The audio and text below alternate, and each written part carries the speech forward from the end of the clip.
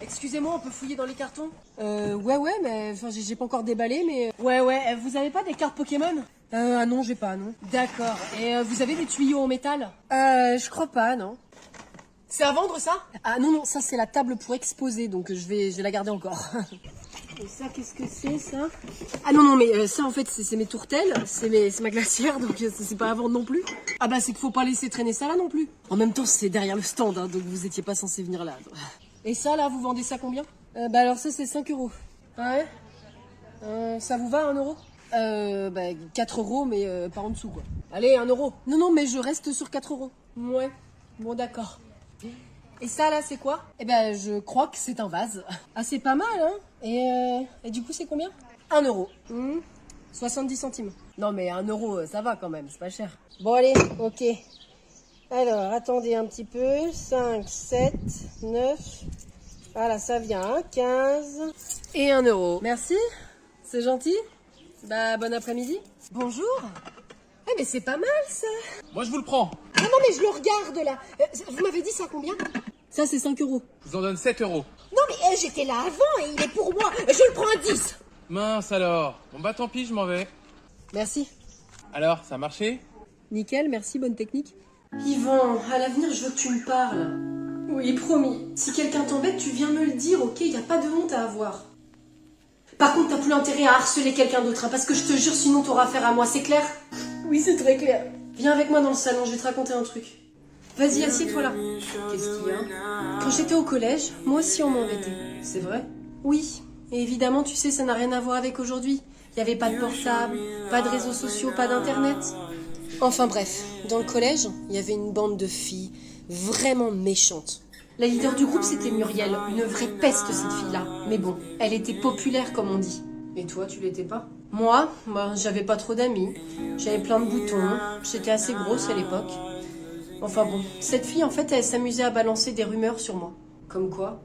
Des trucs idiots, mais qu'est-ce que tu veux? Tu connais les enfants, tu sais comment ils sont entre eux.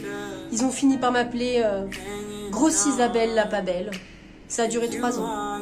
3 ans? Mais t'en as pas parlé? 3 ans? Mais t'en as pas parlé? Bien sûr, j'ai essayé de le dire à mes parents, mais tu connais ton grand-père, hein?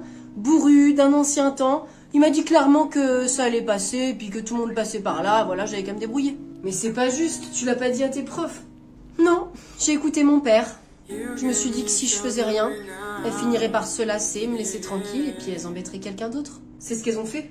Non, bien sûr que non. 3 ans d'enfer, où personne me parlait, je mangeais toute seule à la cantine, je retrouvais mes affaires cassées tout le temps. Mais t'étais pas malheureuse?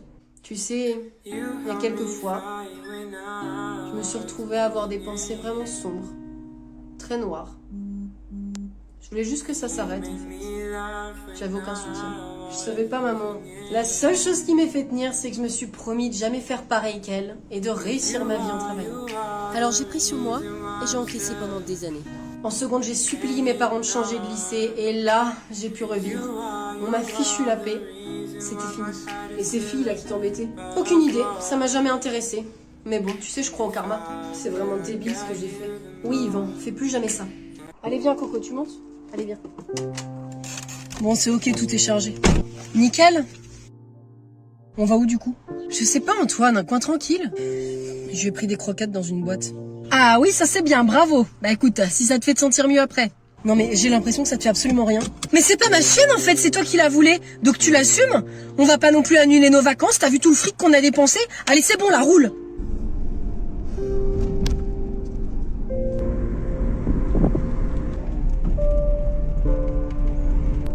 Non mais je peux pas faire ça. Regarde là. Bah c'est elle ou moi en fait, Antoine, hein, parce que je te préviens que si on annule les vacances, c'est fini. Non mais sérieux, mais t'as vu la situation dans laquelle tu me mets là? Ah bah t'as le choix en fait, hein, c'est toi qui vois, c'est tout.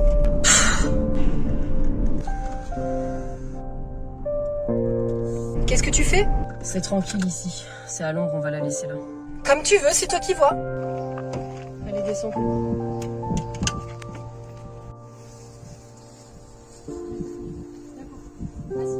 Bon allez, c'est bon, on y va, dépêche.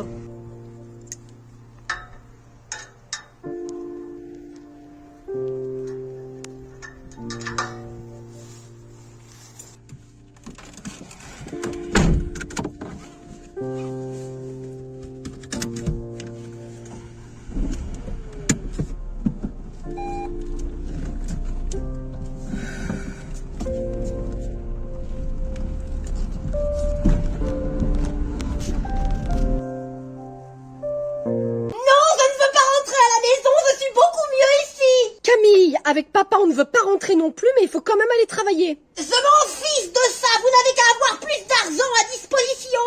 Bah pour avoir de l'argent, il faut qu'on aille travailler, c'est comme ça. T'avais qu'à te mettre avec un riz plein aux as, maman, pas avec ce raté. Bon, Camille, hein, ça suffit là. Oui, dis donc, ce n'est pas très gentil. Tu lâches les barreaux et tu viens. Je ne lâcherai ces barreaux que quand on répondra à toutes mes attentes. C'est-à-dire? Déménager dans un château parce que je suis une princesse et engager un valet pour être à mon service tous les jours.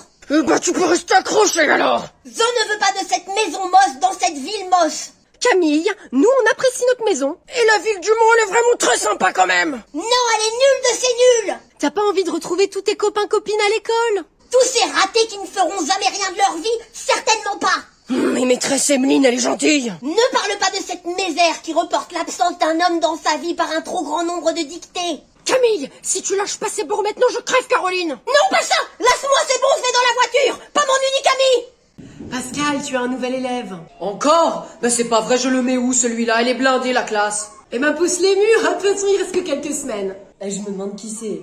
Moi je sais. Comment tu sais? J'ai vu discuter avec sa maman au portail avec la directrice.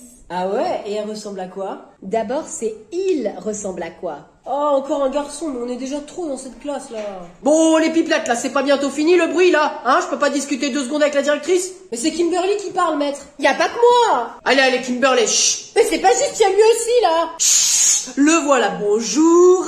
Bonjour monsieur. Tu t'appelles comment? La directrice ne me l'a pas dit. Je m'appelle Jackie. Il a l'air sympa. Je t'ai vu tout à l'heure. Oui, ok Kimberly, elle se propose pour aller te faire visiter l'école à la récré. Ah j'ai pas dit ça non plus. Chut, merci Kimberly d'accueillir à bras ouverts Jackie. Tu nous viens de quelle ville, Jackie? Je sais pas, mais en fait je fais le cirque avec papa et maman. Trop bien. D'accord, eh ben écoute, tu peux aller t'installer là-bas, là, on va faire un petit peu de place. Où ça? Regarde Jackie, là, à côté de Michel. Allez les enfants, on va sortir l'ardoise. Maîtresse, pourquoi est-ce que ton ventre il est gros? C'est parce que la maîtresse elle attend un bébé. Ah bon? Vous pensez tous ça? Bah t'as peut-être juste grossi parce que t'as mangé trop de chocolat à Pâques. C'est bon, arrête la Paolo, la maîtresse elle est pas grosse. Bon, arrêtez de vous chamailler. C'est vrai, Louise elle a raison, j'attends un bébé. Ah, tu vois? Mais maîtresse, il est arrivé là cette nuit? Ah non Timéo, il était là déjà depuis un petit moment et puis il a grandi. Ah d'accord, mais il est venu comment? On peut en avoir un aussi? Mais t'es pas bien formé toi, hein? C'est le mari de la maîtresse qui a mis son petit haricot et ça a poussé après. Qui l'a arrosé? Mais personne, ça s'arrose pas. Et comment il mange? Il ouvre la bouche et mange à l'intérieur. C'est vrai? Mais non, en fait, il y a un petit fil qui s'appelle le cordon ombilical où passe ce dont le bébé a besoin pour se nourrir, pour grandir. Ah, d'accord. Et on peut le voir? Mais enfin, mais pas tout de suite, faut qu'il grandisse encore, il est tout petit là. T'es sa gynécologue ou quoi? Gyné qui? Comment tu connais ce mot, Paolo? Bon, allez, c'est bon, de toute façon, tout le monde a sorti son ardoise. Et maîtresse, comment il sort? Ah, j'ai hâte de commencer, j'adore les maths. Ah ouais? Bah, je sais pas trop à quoi m'attendre, moi. Allez-y, installez-vous, on va commencer par les équations. Ah bah ça va, c'est tranquille ça, madame. Les équations, c'est on passe les trucs de chaque côté et puis on change les signes. Exactement, mais on va apprendre à résoudre les équations du second degré. Moi, j'ai pas de second degré. Ah ouais? Bah ouais. Ah oui, effectivement. On peut reprendre? Alors écoutez, c'est très simple. Quand on va résoudre une équation du second degré, on va d'abord chercher delta, qu'on appelle le discriminant. Vous voulez discriminer qui? Personne, c'est son nom. Ah oui, vraiment, très premier degré, toi. Ce discriminant, à savoir delta, se calcule en faisant b carré moins 4ac. Pourquoi? Parce que c'est comme ça. Mais arrête avec tes questions, là, écoute. Par exemple, dans cette équation du second degré, c'est très simple, il suffit donc de faire 5 au carré moins 4 fois moins 3 fois 2, ce qui veut dire que ça fait 25 plus 12 fois 2, 24 est égal à 49. Clair, non? Bien sûr. Il suffit alors de regarder delta. Si delta est négatif, il n'y a alors pas de solution. Si delta est égal à 0, il y a une solution, moins b sur 2a. Et dans ce cas-là, si delta est positif, il y a deux solutions. C'est évident. Ah oui. À savoir, il y a deux solutions. x1 est égal à moins b moins racine de delta sur 2a et x2 est égal à moins b plus racine de delta sur 2a. C'est qui est donc égal à moins 5 moins racine de 49 sur 2 fois moins 3, à savoir moins 5 moins 7 sur moins 6, donc moins 12 sur moins 6. Et ici, c'est égal à moins 5 plus racine de 49 sur 2 fois moins 3, et donc égal à moins 5 plus 7 sur moins 6 est donc égal à 2 sur moins 6. Vous avez compris? J'aurais pas dû prendre cette spécialité, je le savais. Bonjour, bel arbre. T'es qui, toi? T'es pas Jean-Kévin? Non, non, je suis une connaissance à lui, je m'appelle Kamel. Qu'est-ce que tu fichais dans mon arbre? Et t'as fumé la moquette? Kamel? C'est vrai qu'elle est bonne. Ça faisait longtemps que j'avais pas ri comme ça. Écoutez, madame, c'était un plaisir, je vais repartir chez moi. Qu'est-ce que tu fichais là? Allez, trouve une excuse, Kamel. Je suis venu chercher mon ballon. Oh, grave erreur. Bah c'est toi, la vermine qui m'a défoncé toutes mes plantes. Elles étaient pas non plus en super état. Tu t'es regardé, grille d'égout? En tout cas, c'était un plaisir de faire votre connaissance. J'ai récupéré ce que je voulais, du coup je vous laisse et puis je m'excuse encore pour vos plantes. Minute, vermine. Je sens que ça pue. Tu crois que tu vas partir comme ça si facilement alors que t'as bousillé toutes mes plantes? Je me suis excusée. Ouais, bah ça suffit pas. Et ton pote Jean-Kévin, là, il a lancé une pierre dans mon jardin, ça a failli me tuer. Elle est arrivée hyper loin de vous. Ça te regarde? Un pas de plus et je t'embroche. Ah, elle me fait quand même vachement peur. Finalement, Kamel, c'était pas un si bon ami que ça. Allez, rentre dans la maison. Tu vas voir qui c'est qui va fumer l'autre, Kamel. Allez, vous sortez votre livre, page 182, on va commencer le chapitre sur l'après-guerre. Oh, j'ai la flemme, là. Bon, Edouard, tu veux que j'en parle à tes parents, peut-être? C'est vrai, t'es le fils de Madame Pinard. Vas-y, c'est bon, tais-toi, là. Alors, Edouard, quelque chose à rajouter? Non, non, je vais sortir le livre. Parfait. En plus, on va manger ensemble vendredi soir avec tes parents. Faudrait pas que j'ai un sujet de discussion. Ouais, ça doit être gonflant d'avoir tes parents dans le même bahut. Ouais, tu sais, ça a des avantages, hein. Je peux savoir le sujet des contrôles, du genre quand je farfouille sur leur bureau. Tu vois, parce qu'ils le partagent avec les autres profs. Ah ouais, trop stylé, ça. Bah, et puis les profs, tu vois, je les vois quand ils sont relax, posés chez moi, quoi. Des fois en vacances, tu vois, imagine le prof de musique, là, monsieur Garibaldi, en slibard, chill sur la plage. Ah ouais. Et puis j'ai du dossier sur certains, hein. Du coup, tu vois, je peux faire du chantage. Non mais arrête, t'es sérieux? Bah ouais, hein, non mais par contre, des fois c'est hyper embêtant. Du genre, la dernière fois, j'étais en train de rouler une galoche, tu vois, avec une meuf dans le couloir. Et là, t'as Didier qui passe. Didier? Mais ouais, Didier, là, tu sais, le prof de philo, monsieur Duchamp. Et du genre, il passe et il fait, non mais il y a des hôtels pour faire ça. Mais non. Mais sauf qu'il m'a reconnu. Et je suis sûre, le gars, il va balancer à mes parents. Je le connais, le Didier. Ah ouais, abusé, pas cool, le gars. Bon, vous entrez dans la salle, vous allez être en retard à force. Oui, madame. Tu veux pas être de corvée de vaisselle pendant une semaine quand même, Edouard? Maître, il y a un mot dans mon cahier. Ah, tu fais voir ça? Tiens. Ok, alors papa et maman veulent me rencontrer, tu sais pourquoi? Non, je savais même pas qu'il y avait ce mot. Très bien. Bah écoute, je les verrai ce soir. Ok les enfants, vous rangez vos affaires et vous sortez dans le couloir? Bonjour maître. Bonjour. Vous êtes la maman de Mathis, c'est ça? Oui, exactement. Je m'excuse de vous déranger. Mais pas du tout, allez-y, venez, on va s'installer à l'intérieur. Je vous suis, maître. Mathis, tu pars avec Tata ce soir. D'accord. Alors, on attend le papa? Ah, vous n'êtes pas au courant? Je pensais que Mathis vous l'avait dit. Non, son père et moi sommes séparés. Ah non, je ne savais pas, non. Écoutez, vous m'envoyez désolé pour vous. Ah, ce sont des choses qui arrivent. Puis vous savez, c'était un crétin, alors bon. Je vois. Vive le célibat alors. Ah, vous aussi, vous êtes célibataire? Je disais ça pour vous. Même si effectivement, c'est vrai que je ne partage ma vie avec personne. Oh, c'est vraiment triste, un si bel homme, si gentil. Vous allez bien trouver? Je n'en doute pas.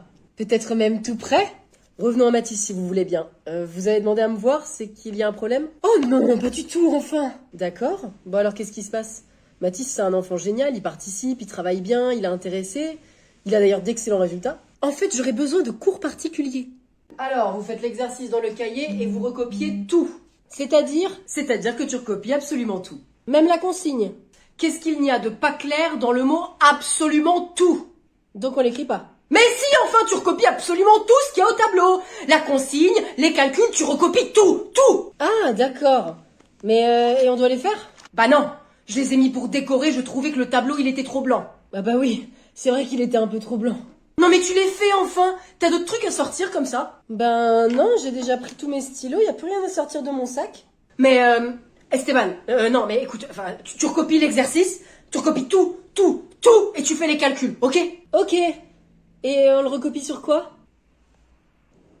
Sur le mur là-bas. D'accord. Si quelqu'un a besoin d'aide, il lève la main et je viens l'aider. Maître? Oui?